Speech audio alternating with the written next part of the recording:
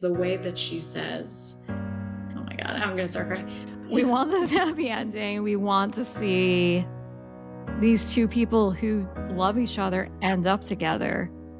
We're trying to make sense of it. Like, she's saying she loves him and he's saying, I love you too, but also we can't be together. I think that happens a lot. I think that there are a lot of people who love each other and can't be together for a gazillion different reasons. It just felt so real and heartbreaking, but you loved it too.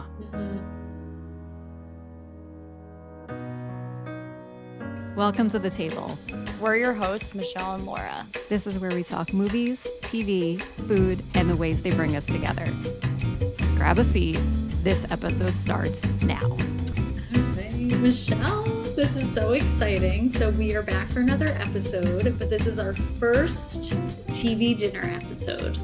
So if you are new to our podcast, and we typically have seasonal releases, but all movie focused. And we have been cooking up this idea for a bit and wanting to enter the TV space. We are officially going to be releasing episodes that are focused on just specific TV episodes that we choose or that our audience chooses. So to kick us off, I chose this one. But the rest is up to fate. Actually, that's not completely true. I'm picking the next episode. But after that, it is up to you guys. We have a new way for you to submit episodes for our TV dinner shows, also for our regular movie episodes, which will also continue. And the easiest way to do that is to click the link below, whether you're watching on YouTube or listening. There are links in both places. Or if you're not in a place where you can click on something right now, you can go to our website, filmtotablepodcast.com, and you'll see a button there for where you can submit your ideas. And we also hope that you will stay tuned to the end of this episode because we will be revealing what our next TV dinner episode will be. And Laura doesn't even know this. The big moment. This will also be the premiere of the actual idea jar. It's only existed up until this point as a figurative thing that we've referenced. Now we've actually constructed one. So I'm really excited to present that to everybody. It's beautiful. Michelle is our creator of the show. She's all the things. If you're not watching this on video, you should, so you can see her beautiful costume work that she created by hand for this episode.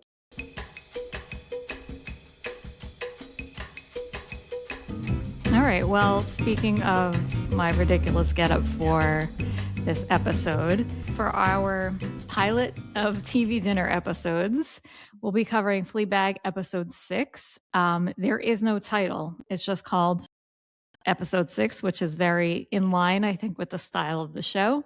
The US air date was May 17th, 2019.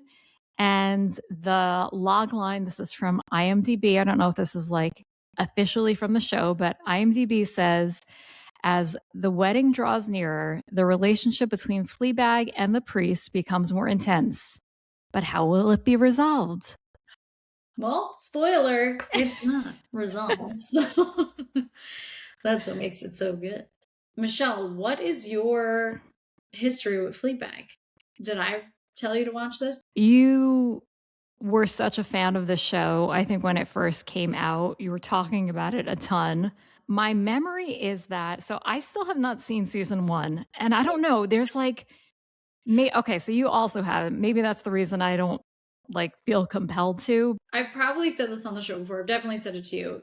Dom, he really gets me into certain shows. We watch a lot of things that are on right now, but if there's a show that he watches and he doesn't like the first season, he'll be like, just don't watch it. Just go right to the second season and you'll appreciate it. He did that with, I think, Succession too. And he hasn't failed me.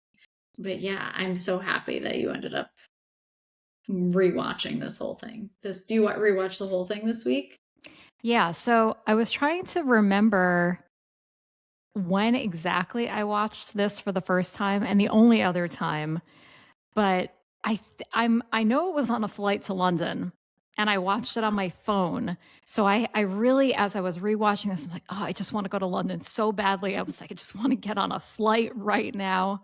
I just can't remember if it was the year that it came out in 2019 or if it was on our more recent trip. But I want to say it was in 2019. But either way, this is the kind of show, I think, just because it is so unique and the style of it was so impactful, I think, to both of us. And we've talked about this show so much. I feel like I've seen it so many times. So it was such a treat this week, really, just yesterday. I said, I'm just going to watch this whole season because it's going to be like watching a movie. I was thinking, okay, this feels even richer because I bet I didn't have the captions on the first time and I'm watching it, on a big screen versus on my phone. And when you know something really well and then you take a break from it, like especially this is true of a song, and then you hear the song again and you get this like full body, this is like the best thing ever. Like that's what I experienced rewatching this, which is really, I don't know, notable because I had only seen it one other time. So I think it just speaks to like maybe just how much the two of us have talked about the show. I mean, just talking about what makes this show so special. I mean, it started off as a play, and it was one woman play. And I would love to talk to someone who's seen the play and had that experience, because it was probably such a treat to be able to see Phoebe Waller-Bridge in person. Like, I know they say don't meet your heroes, but if I had to pick someone to have dinner with, Phoebe Waller-Bridge is on my list of people. I mean, she's a sensational person. So smart, so witty, but every time you see interviews with her, she seems like such a real human. So kind and so appreciative that people appreciate her work. I just applaud her for her giving us this show. One of the things that I haven't been able to stop thinking about is I want to know, how did she do this? How did she pull this off and get this show made? And thinking about the tone of this show, it's unlike anything else. It is doing so many things at once. It's funny and it's heartbreaking and it's so real, but also it's so witty and could only be like written by a really smart writer. And every time I sit down to create something, especially when I'm sitting down to write something, I put up so many barriers about like, I can't do this, or not because of I'm not confident in my skills, but I'm thinking ahead to, oh, but like I have to hit all of these beats and I have to fit into this box and I have to explain what the genre is and I have to compare this character to another character that already exists, or this thing that I'm working on is never going to get made. Whereas I'm trying to think about when she first sat down to start wanting to create the first iteration of Fleabag, there's no way that she could have had any of those thoughts or the show would not have ended up the way that it did. I hate to overuse the word authenticity, but it's very authentic. Like she kind of is clearly like bringing herself into this, like bringing the comedic parts of it about like a woman literally using comedy to like run away from intimacy. So she's like physically using the genre in the format. Like I think that the writing is obviously the number one thing of why the show is the way that it is.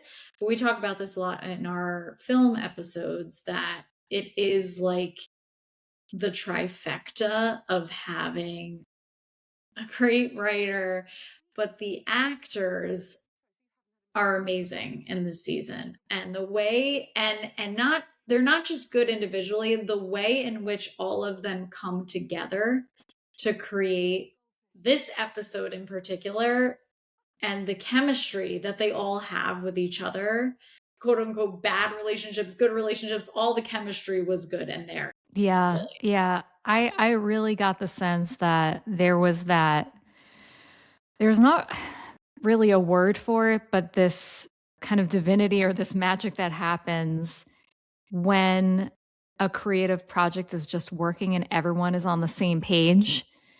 And it's just all these people are supposed to be here working on this project together. And it seems so seamless. Not to say that these people didn't have to put work in Yeah. to doing No, it, absolutely. but I think once they showed up and they were committed to this project, it was like all of this was just meant to be somehow. And it doesn't always work out this way, but I think we talked a little bit about this in our recent Bended Like Beckham episode, where you can tell that the director, like I really like to believe that she brought out this like silliness and respectfulness on set. And I cannot imagine a world that these people were not so excited to be working with Phoebe Waller-Bridge and creating art with her. Like, there's no way that she didn't create this safe and fun and open environment where she was also encouraging the actors to give her notes to make the chemistry even more compelling than it was. This is why it works so well. This is why it's a beautiful piece of art.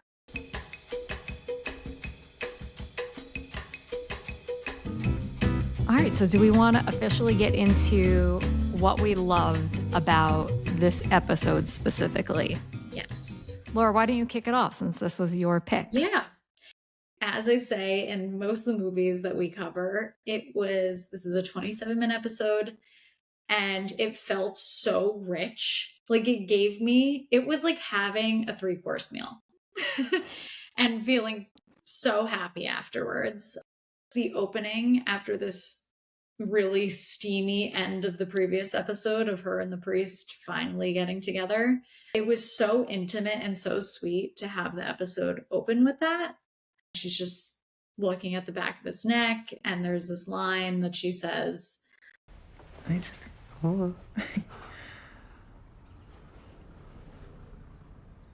can't believe you did that. And it's just like the way that it kind of hangs in the air after like this buildup of the whole season. And then like going into the wedding and having absolutely like hit after hit comedic moments. And then being like, oh my gosh, they're in the same room together after they finally slept together. Like, was it going to be awkward? Is it going to be weird?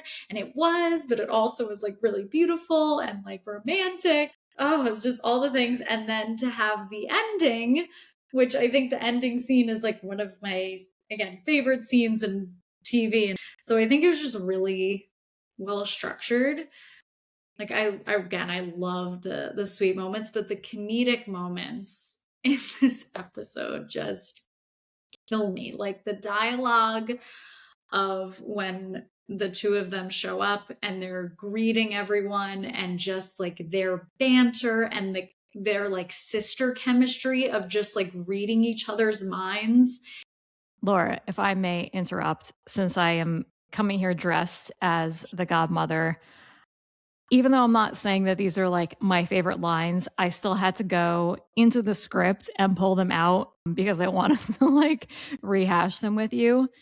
The godmother's introduction of her friends. This is my very interesting friend Daniel, who's deaf. I picked him up at a student gallery opening. Utterly fascinating. Can't hear a thing, but is a fabulous physical communicator through hands and lips. This is my extraordinary friend, Francine. She's a lesbian. And this is Asif, my bisexual Syrian refugee friend. And this is my very interesting friend, Lucy, who is a surrogate. And this is my unstable stepdaughter, who's had a miscarriage. It's so funny on paper if you're reading the script. But Olivia Colman's execution, she's just smiling while she's berating you.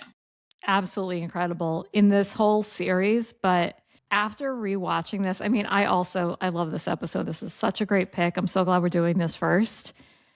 But I may throw season 2, episode 1 into the idea jar because that is that's definitely going to become a rewatchable for me, like a master class in dialogue, in rhythm. That's another one of these, like, when you're seeing the whole cast together in one place. And I also thought it was fitting because it's like pretty much like a dinner. Yeah. The whole episode is like at a dinner. Her performance in that episode specifically is just, it's so phenomenal. And you can't,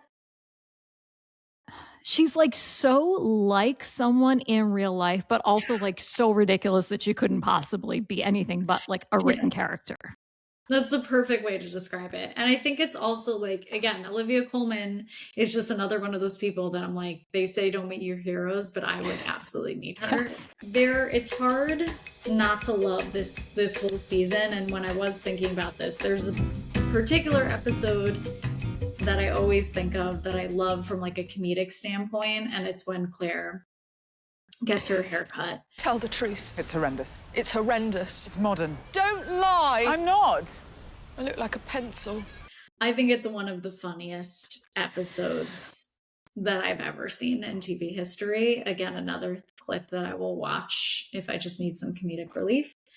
But I'm happy that like storyline ended up continuing into this. Like she has the clip on that she ends up throwing down on her chair at the end. So we kind of get these like funny moments that we had throughout the season that still follow us to the end. So this is not the type of show where I'm expecting resolution or like Phoebe can do whatever she wants and I'm going to be satisfied at the end of it. So I was really surprised to make note of all of these bows that she tied up, all of these setups that were happening throughout the season that I didn't think were going to go anywhere, but all got brought up in this episode, in the finale. So you already mentioned the hair. There was also the painting of the two sisters. So Godmother is giving her husband to be a wedding gift, and it's a painting of the two daughters, which you see, is like a plot point throughout the season. And then we actually get to like see the finished piece at the wedding. So I'm hoping that you've like seen the episode, but if you've not seen the painting, we'll put up a visual of it. It is Claire facing forwards and Fleabag, like it's like just the back of her head for some, I think, unknown reason other than comedy. No, I think it's just her decision because she hates her. Such a choice. So Jake, Claire's creepy stepson, who plays the bassoon. Why the bassoon? Why? It's a call for help, Laura. It's a call for help. I love how the priest, after Jake plays the song that he was supposed to play, but then he says that he's going to play a little something special afterwards. Thank you, Jake, for that beautiful bassoon piece. Written specially for today. I believe it's called Where's Claire? Which is a callback to, I think, just the episode before it when Claire was supposed to bring him his bassoon and I think pick him up from school, and instead Fleabag went for him. So just the fact that he wrote a song about that is so incredible. I love those details. So this was one of the big ones, is that we have Claire's big public admission that the miscarriage was indeed hers and not Fleabag's. And not only that she kind of like claimed that it was hers, but she said She was just covering for me. Which I feel like was such a turning point for the two of them and their relationship. And I'm sure we'll talk more about that, because I feel like that really, like you said, even though we're coming off of this big moment of Fleabag and the priest, I think so much of this episode really ended up being about the sisters in the end. Also in that moment, Claire throwing back that goldfish quote back to Martin. I guess it was your baby's way of saying it didn't want you as its father. And when she does that, the look of satisfaction on Fleabag's face, maybe my favorite. Like, obviously she has like so many great look to the camera moments. That one is so like, she's so like, ooh. It's so funny you said that, because when she made that face, I was like, that's Michelle. That is Michelle. You absolutely you've made that facial expression. And then the last two, obviously the fox at the bus stop because we're seeing having the priest have this whole big scene about how he's afraid of foxes. He also has a moment where I think Fleabag kind of like, not intentionally, but sneaks up on him. Your hairs. I thought you were a fox. It's just such a silly, but deep also, Very such in the deep. tone of the show. Yes. And then last, this is the one that I was like, oh my God, I forgot that this happened. I was wondering about it, and I can't believe that they gave us resolution on it, which was the statue. If you're just watching this as a standalone, you're seeing Fleabag present this gift to her godmother, soon to be her stepmother.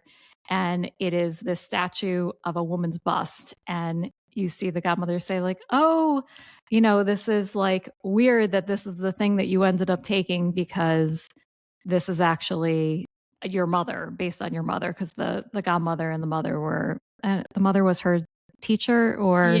Yeah, they were like in the same art circle. In the middle of the season, we have Fleabag helping Claire out at this women's business event. She breaks the glass award that is supposed to be presented, and you see her leave and come back with what's going to be this replacement, which is this bust. And we don't know where she got it from. We know that she ends up taking it from the recipient and says, I have to get this back.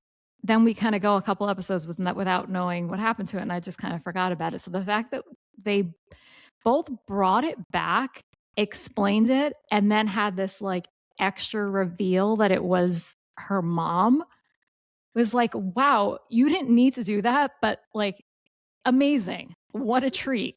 Such a good through line and such a good statue. Like, yeah, I want that. I want one. Yeah. Let's get it. But we can buy a Fleabag statue online. Probably. Or I'm getting really crafty lately. Maybe I'll sculpt one. You get into sculpting. Come on. Bronze sculpture next time. Michelle. I'll add it to the idea jar. Time.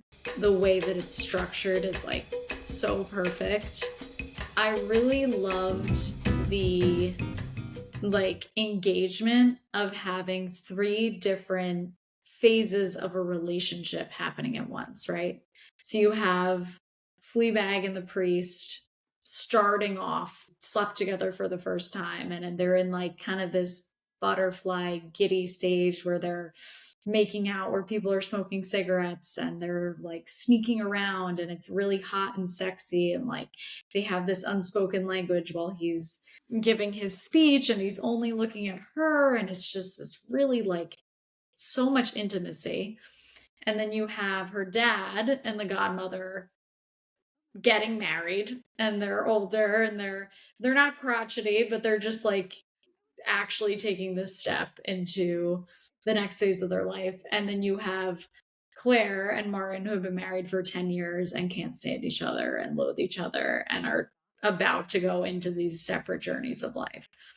And then obviously you have the relationship between Fleabag and her dad, and Claire and Fleabag, and all these other parts of the ecosystem come together. But I think like the romantic relationships, I just love that we were given all of that in one episode about marriage and about his speech about love. Like kind of what you were saying, I'm sure she wasn't sitting down and being like, well, I have to make sure I check this box for each of these 3 couples and it has to fit this way. But it just, I think it melded really together with like the theme and the message of the episode about like love, that it is messy and it's all these things, and like everyone is kind of on their separate journeys and they don't want to be alone. Like they want to be with someone that they can go through the hard times together.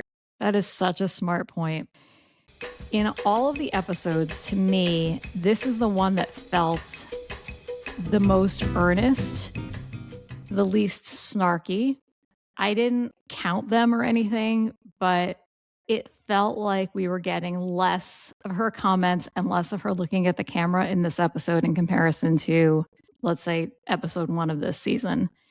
And I was thinking about those aspects combined with the very last moments, not like the last scene, like after the priest leaves, like her last moments with us, the audience. She does 2 things.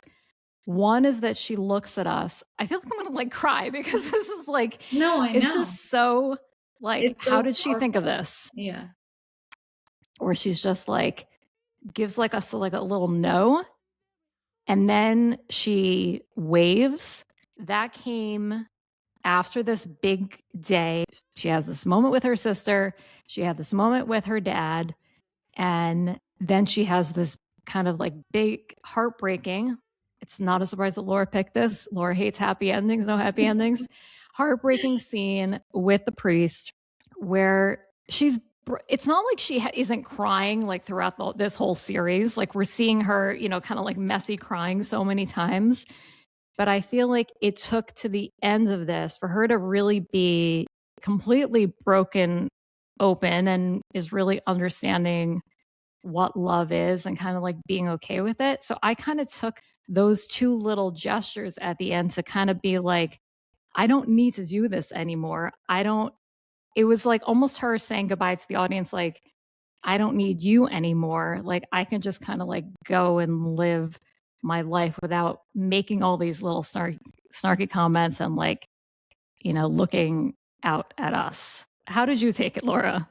I definitely put more emphasis with my thought around the fox symbol, which is more tied to the priest's story and what he is trying to face throughout this season.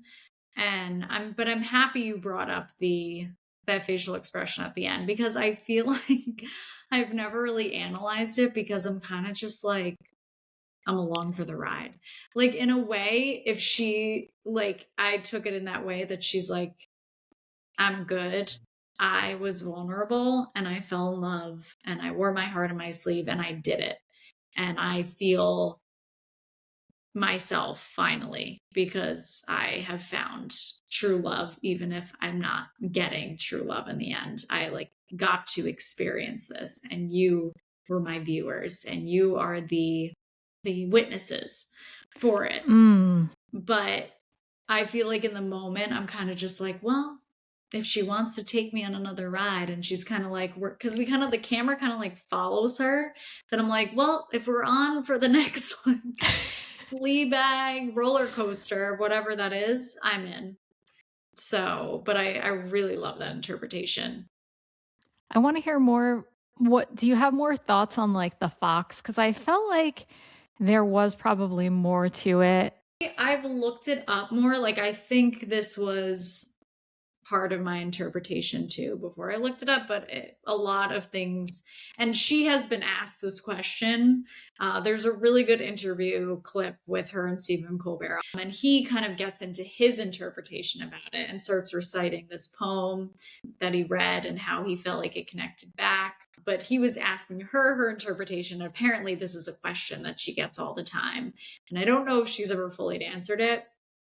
But the general consensus is that the fox is kind of symbolizing like his celibacy and like his struggle with also being vulnerable, and like he kind of uses his faith. He loves what he does. He feels called to it and he feels that he's making a difference in people's lives, but he also uses it as a shield to not open himself up to love, or he doesn't have to, similarly to how she uses comedy to not have to be vulnerable.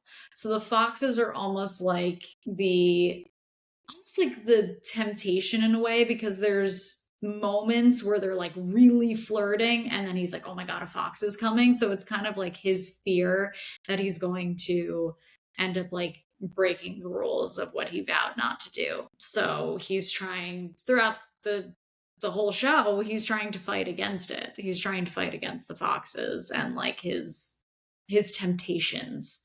But in a way, it's like their temptations are what they need to heal, because they need to be able to let their guard down and fall in love.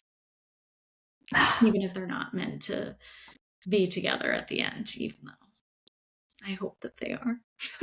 Oh, I kind of like, I mean, no, I love the way that it ended. Yeah. It's like, I felt like it was a perfect ending. Perfect. Also, just wanted to note, in case people missed our last episode, This is now back-to-back episodes that we've brought up Stephen Colbert and poetry. So this is the Colbert Poetry Corner. That's what I was thinking when I saw that clip. So yeah, there's a big theme with that. And speaking of recurring segments, this is not something I was planning on doing for our TV dinner episodes, but there was such a big champagne presence that I had to call it out. For our new listeners, we have something called champagne theory, where we have this theory that champagne appears in almost every movie ever made. And maybe it's true of TV too. We will find out. So far, we're 1 for 1. Yes. Great champagne, great orange cocktails. I don't know what they're drinking, but I want that.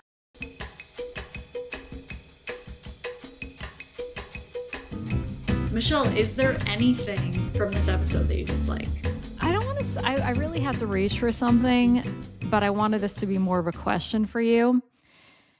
I understood that scene with her dad in the attic was important, but I don't feel like I completely got it. I felt like I was missing something, and I didn't quite feel like the breakthrough moment in the way that I felt like I should have, other than like we get that great line out of it that I'll bring up in our quote section. But I don't know if it felt flat for me, or if I feel like maybe I just missed something. No, I didn't have this under there for that section, but I always feel that way. I think it's because the dad is so closed off. Like, that's the ongoing joke throughout the show, is that, and in this moment, she's like, finally, I'm alone with him in an attic. Like, just one sentence. Just give me one full sentence, one full thought. But I actually thought that the better scene was with the two of them when they were outside, and he's like, fuck it, I'll smoke a cigarette with you. And they just it's like at the end of the night, and he kind of says, like, he just grabs her face and says, thank you. I know we get that really good line, but yeah, I didn't fully understand. Like, he's like, I was looking for the mouse and my shoe was stuck. And I more so love the lead up of that, of Godmother freaking out and the two of them having this quick banter, and they look at each other and she goes, garden upstairs. And they just have this like understanding of, this is where dad is. It's like their own little secret language that the three of them have without her. I kind of tune out when that part of the episode happens. How about you? Did you have any dislikes? No big notes on this one.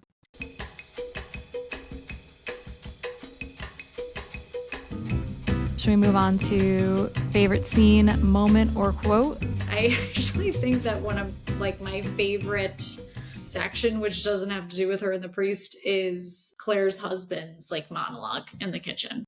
It's so well written and so well performed. I want you to leave me. Listen to me. I think he has a little speech. I have a little speech that's building here. Even though it was very comedic, it also felt like quite tense, because you didn't know what Claire was going to do all the way up until the end. I was really expecting her to fold. It ended really well, but this whole show has such a good rhythm. The dialogue is like so snappy. The way that the conversations overlap, I love so much. So I think it was the cadence of this exchange that I liked the most. And I mean, the whole thing is good, but I pulled just two little sections that I love the most. Are you drunk? Yes. Are you sober? A bit. Incredible. And then the back and forth of the... You are an alcoholic and you tried it on with my sister. Fine. I tried to kiss your sister on her birthday. My birthday! I love that. I was just going to say the same thing.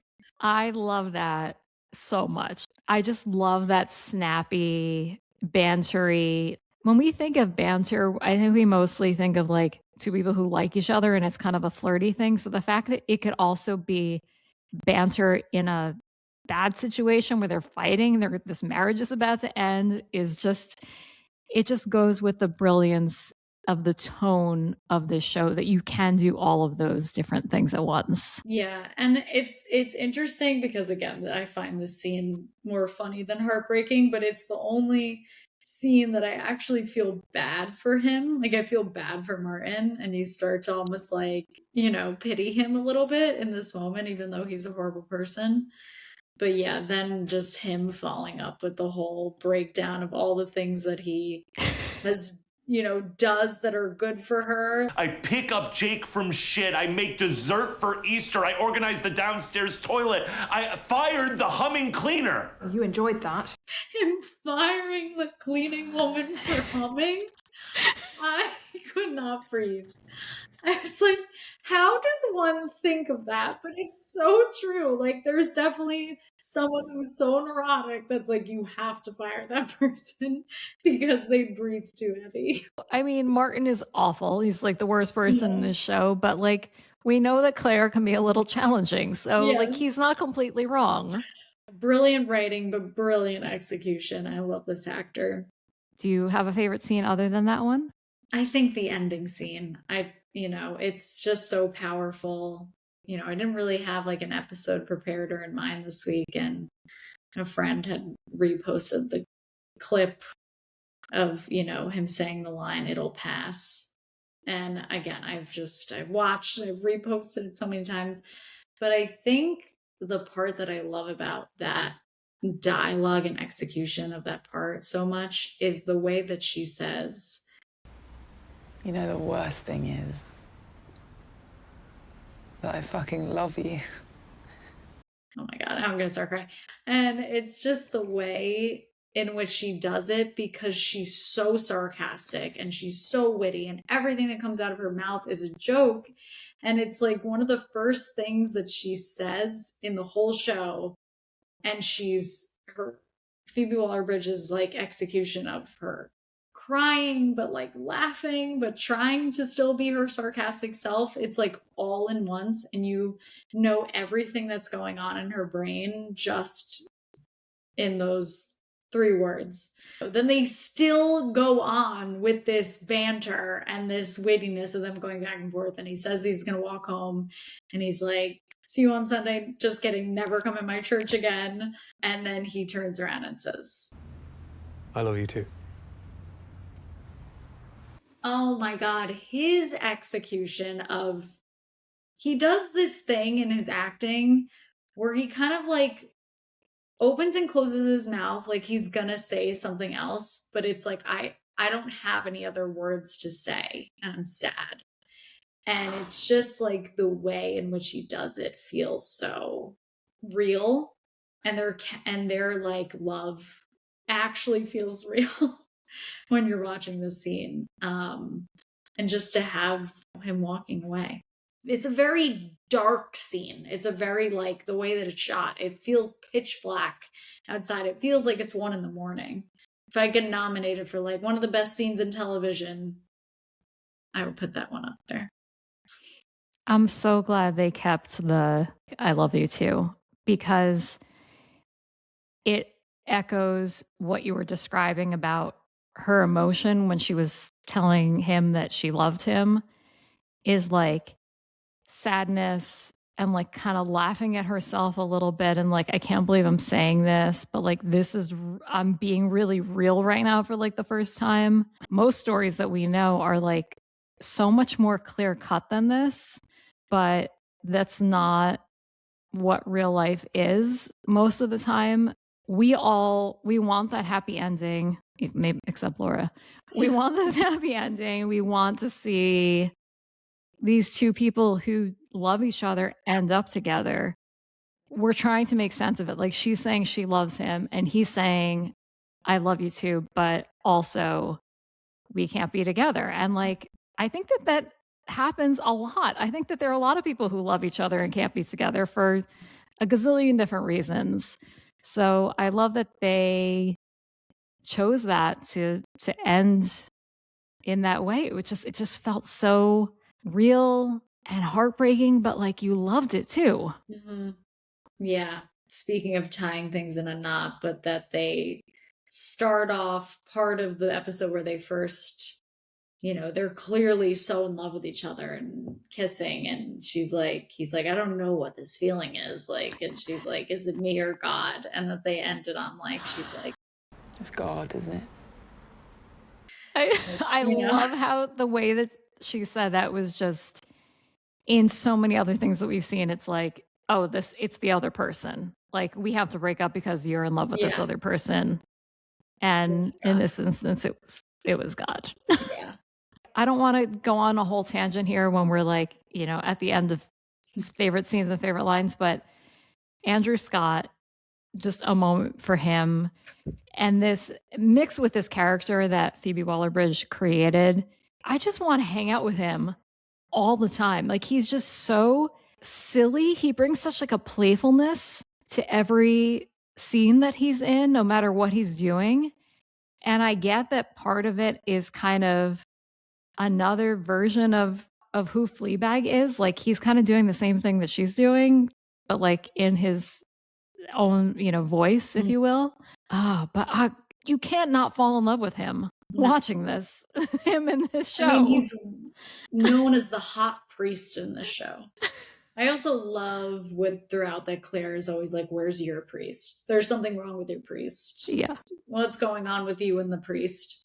And I also love at the end of the first episode that she says, like, the priest is quite hot. All right. A couple of favorite lines. The Claire Fleabag relationship is so precious, especially in this episode. I love that they kind of start the season barely talking to each other and that they kind of come together at the end of the episode, really, as a team. And I love the line that Claire says, The only person I'd run for an airport for is you. I think of you when I hear that line. I thought of you too, Laura. There are many things about Claire that I find relatable. And the fact that she audibly goes through the list of psychotic things that she would have to do to meet up with the man Claire from Finland. Can't get through security without a boarding pass. No, I wasn't suggesting I have that to you buy a get... dummy ticket just to get through the gate. I don't know when his flight is or which terminal. Imagine if I knew that. Imagine him finding out I knew all that. Yes, but I was thinking that's very you. Like, well, I don't even have a boarding pass. At least this was how I interpreted it, is that she's saying all of those things because she wanted Fleabag to be like, it's not that crazy. Like, she's kind of like questioning, like, but I could do this. I could do this. He's going to think I'm crazy, but I could do it. Yeah. And these are all the things that I need to do it.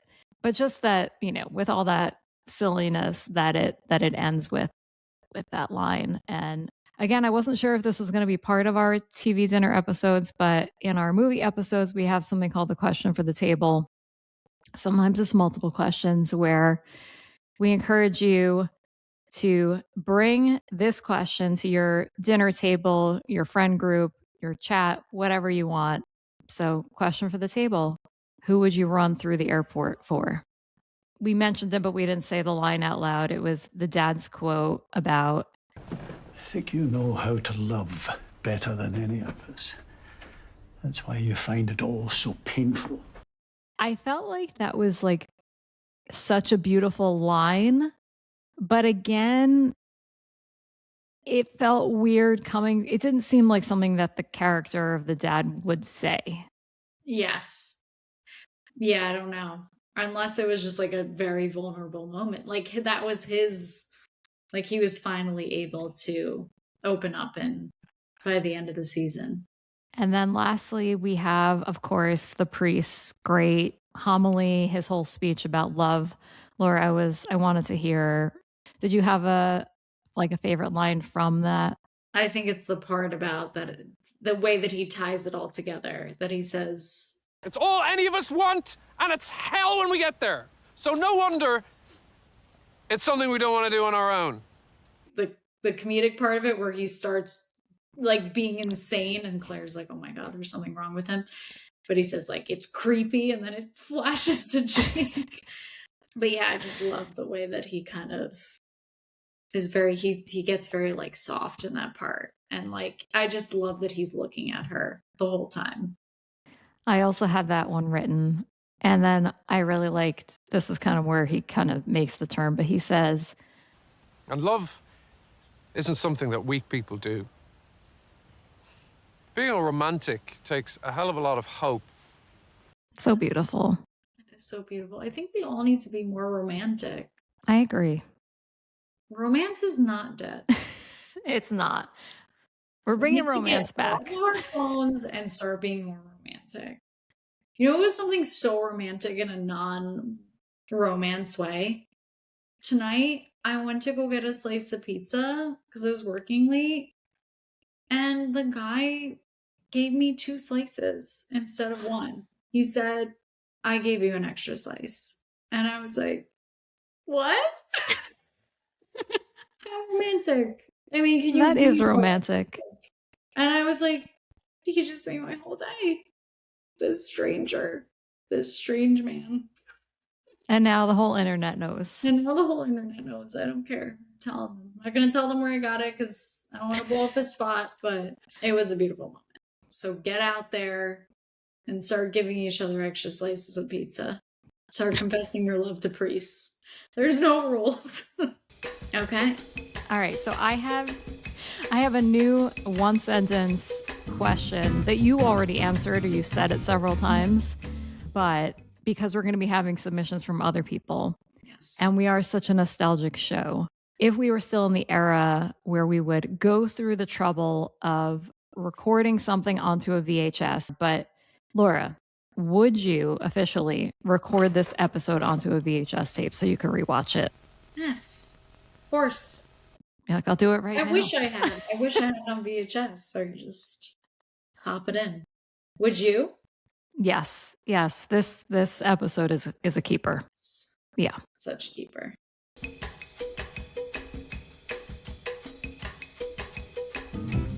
All right, so we're going to be continuing our dinner parties this season, but this section is formally renamed our TV tray. For this one, I think given the fact that it was a wedding, we don't get too many dinner scene moment here.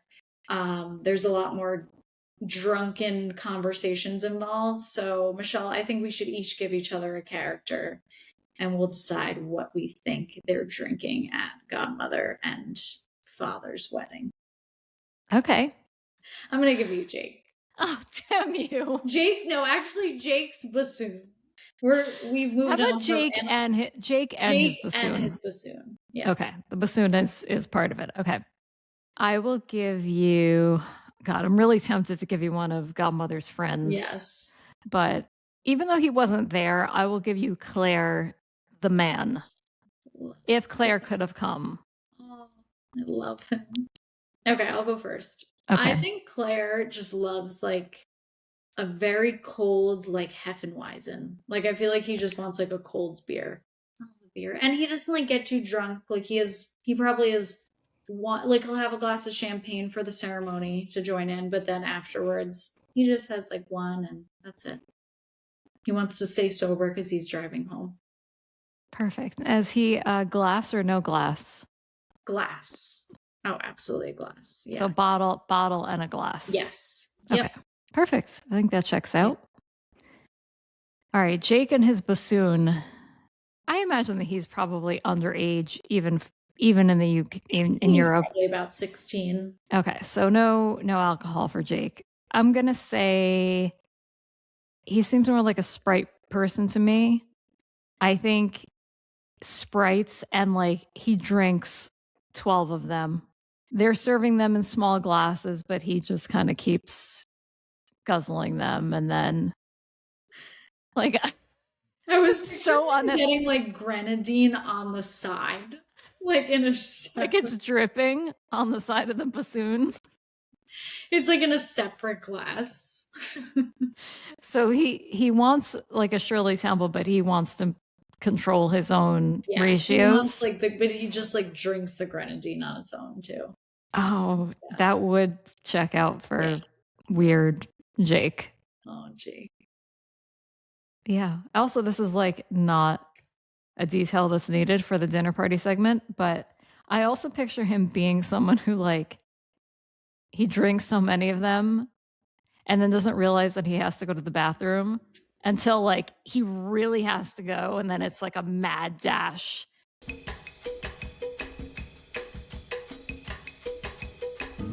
So I have the official film to table idea jar here. I'll give the background that this Laura called it out right away because she has seen the jar. It is a Rayo's sauce jar. It came from our mom. They were here visiting and she made something, had leftovers, and like any good Italian, put the leftovers in a jar to give to me. Don't throw out your jars. I cleaned it out and now it's the idea jar. So here's the official real life idea jar. This label keeps coming off, which is fine. I'll just keep reattaching it. You'll see lots of slips of paper in here. And this is more for a demonstration. Our hope is that one day these will be filled with all suggestions from our audience. I will handwrite them. And then we will shake this up and pick out of it at the end of every episode, at least for the TV ones. But for today's episode, since these slips of paper are really just props for now, I did write in my submission. I will reveal what my episode is. And again, Laura, big moment. Laura has not seen this. Nervous. So our next TV dinner episode will be New Girl, Season 2, Episode 15, Cooler. It's a good one. Again, if you want us to cover one of your favorite TV episodes, submit it to the idea jar, click below, and anything else, Laura? That's it. We will see you next week. See you next week.